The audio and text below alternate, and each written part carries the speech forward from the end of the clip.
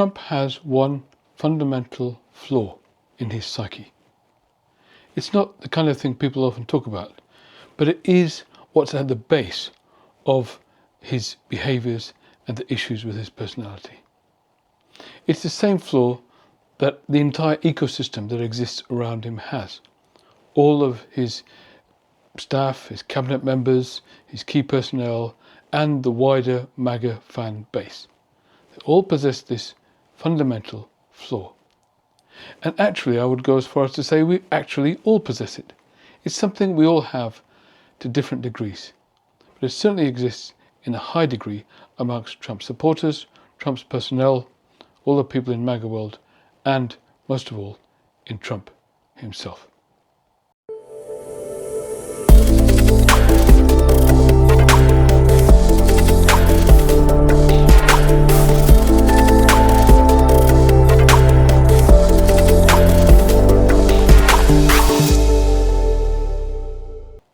Self-love is something that we inherit as children from our parents to start with.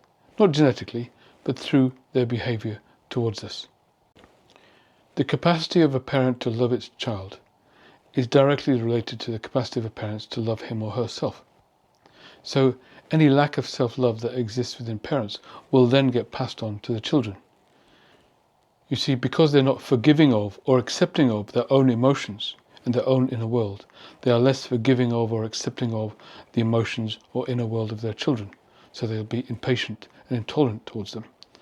And the child will then themselves learn to be intolerant of their own emotions and impatient towards themselves. So in the same way that they're judged by their parents, they will then become judged by themselves.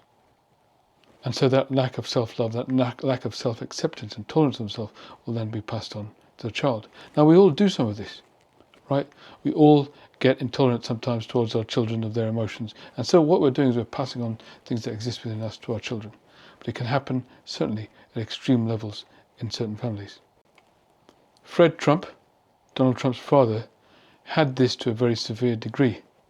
It was clear that he had real issues with his own self-image. You see, he was a real estate developer, but up in Queens. And he was looked down upon by the real estate developers in Manhattan, in the sort of big part of the big city. And he really felt that keenly. He felt himself to be an inferior being compared to them. You see, it's really hard to be in a cutthroat world, in a competitive environment, and yet be seen as somebody who isn't at the top of the game, someone who's not right at the peak of the pyramid. And so however successful you might be, and of course he was very successful, he was a millionaire, he didn't see himself as a success, really. He saw himself through the eyes of others. You see, he taught his children something that he truly believed himself, which is that in this life there are only killers or losers. If you're not a killer, you're a loser. And he fundamentally, deep down inside, saw himself as a loser. He hadn't reached the heights that others had. He was looked down upon by others who are higher up than him, by the killers. They were the killers, he wasn't. They had reached the peak. They were at the summit, he wasn't. So what was he there for? By his own logic, he was a loser. And that, deep down inside, is how he saw himself. And it is through that lens that he then looked upon his children. He looked upon them as losers. He looked upon his son, Fred Jr., so severely in this way that he ended up literally killing him. He pushed him towards alcohol and in the end pushed him to drink himself to death. And of course, he embedded that same sense of inferiority, that same sense of insecurity, that same sense of total lack of self-love and self-esteem into Donald as well. So it's that lack of self-love that existed in Fred that passed its way on to Donald. Now this kind of lack of self-love can be particularly toxic in rich people, actually. Because you see, rich people, wealthy families, often have lots of people who sort of circle them and serve them and bow down to them and sort of beg and scrape towards them and make them feel superior. So on the one hand, they have people around them, people who are dependent on them and who make a living from them, who are essentially elevating them, raising them up like the gods. But deep down inside, they have this sense of actually being inferior, of actually not being lovable. And so they're left with this dissonance the whole time that creates a vacuum that they want to then fill. They want to fill with sort of possessions and achievements and accoutrements, badges. And Donald Trump found the ultimate way to do that, which was through developing a fan base, through creating the MAGA universe. All these people who cheer him on and elevate him to the level of a god on a daily basis. That was what really helps him fill the hole that truly exists within him. The hole that is about a fundamental lack, a lack of self-love. Now, self-love, I believe, is actually the fundamental goal of all self-actualization, of all of our personal development. We're actually here on this earth to develop self-love. That's what I really believe, through relationships with others and relationships with ourselves. That is what human growth is all about. And so one of the first books I produced with my team as part of the work I do in this channel was to release this book called Real Self-Love.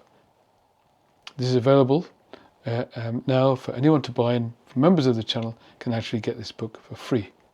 And all these books, this was the first of a whole series of books that I've produced and I'm continuing to produce on the website that I have called russellsbooks.com. So you can get it from russellsbooks.com. As I say, hopefully all of this helps us to heal ourselves, to navigate ourselves, to fortify ourselves, to really navigate through this world that we're in, this difficult and troubled and traumatic times that we're going through. And also understand what it is that makes the people who are really destroying the world around us do what they're doing. So I hope this is something that we can all learn about ourselves, as well as better understand the current President of the United States and what the most fundamental flaws are in his personality and his psyche. I hope you like my video. As a psychiatrist who loves politics and economics and philosophy, I love to make videos like this, and you can really help promote this video to other people and get it on your feed more by liking and commenting and subscribing to the video as well. We have a wonderful community of people here who comment and support each other through this very traumatic period of world history that we're going through right now. I also hope you consider becoming a subscriber to the channel and also subscribing to my e-newsletter. There's a link in the description, and that way we can stay in touch outside the channel, so you can keep abreast of all of the content that I'm making on an ongoing basis. The latest of which actually is my latest book called We the People. Very, very proud of this book. It's actually a novel, a fiction book written by myself and the famous award-winning author T.J. McGregor. Together we wrote a book about what the future might look like. Bit of a dystopian novel, but what might happen if autocracy goes to its next stage, AI predicting the potential end of humanity. I actually made a video about that, it really happened. And how things might pan out in this dystopian world, and actually how a band of committed, passionate, progressive people managed to change the trajectory, and not in the way that you think. It's not just by running a candidate and opposing the autocrat, but actually by deepening the democracy that we have and engaging in a real participatory form of democracy that sort of shifts the needle and gets us back to basics and helps us sort of rebuild our democracy. And that's within the context of a really compelling, gripping story, a bunch of fascinating characters, and I assure you, you will not be able to sort of stop turning the page until you get to the end of the book. That's what all the reviewers have said so far. Lots of people love it, and I hope you can get it. You can get it on Amazon, any of the global Amazon bookstores out there. Please do order your copy of We the People. Just put We the People Russell Razak and you'll be able to find it inside Amazon as well. Also, I hope you consider becoming a member of the channel. You can subscribe to a couple of different membership levels. All members of the channel also get some free ebooks that I produce once a month. You can buy those ebooks too from russellsbooks.com. That's russellsbooks.com, and every month I produce a new ebook on that channel, which is really about, these are the non-fiction books I produce with my team, which is really about how to learn about the world around us and the psychologies of the people who govern us, but also how to learn about ourselves, deepen our own self-awareness in a way that helps us navigate this difficult world we're in right now. So those are sort of self-help books that are produced every month, and if you're a member of the channel, you get a sort of 100% discount on those books every month. Otherwise, you can go to russellsbooks.com, as I say, and buy them anytime you like. I really hope you can become a part of this community, as I say. So this sort of supportive community, validating and helping each other, is really worth being a part of, and I hope you can join us as we all join forces to create a better tomorrow together. Thank you.